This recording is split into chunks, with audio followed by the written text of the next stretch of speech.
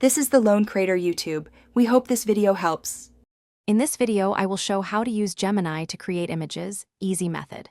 Open Gemini and sign in, pick the image model, and write a clear prompt that describes subject, style, color, and mood.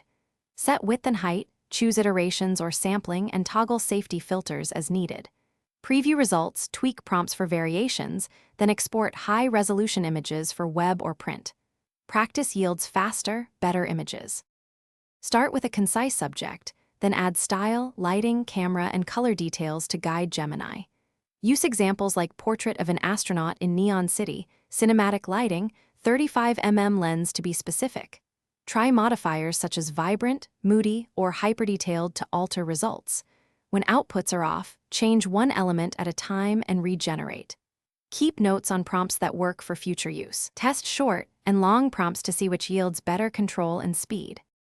Quick recommendation: if you like reading on the move, check the Kindle Paperwhite for crisp display and long battery life. If you are finding this video helpful, please subscribe and like to support the channel.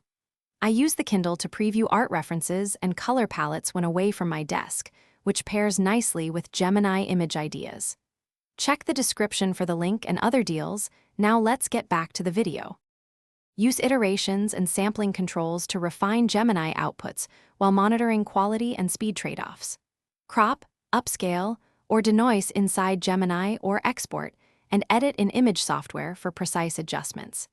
Keep a rating system to mark successful prompts and settings combinations so you can reproduce great images. Experiment with seed numbers when available to recreate favorite results, and combine prompts to generate hybrid styles most efficiently. Document failures too, to avoid repeating unhelpful tweaks. Thanks for watching. Consider subscribing if we helped you.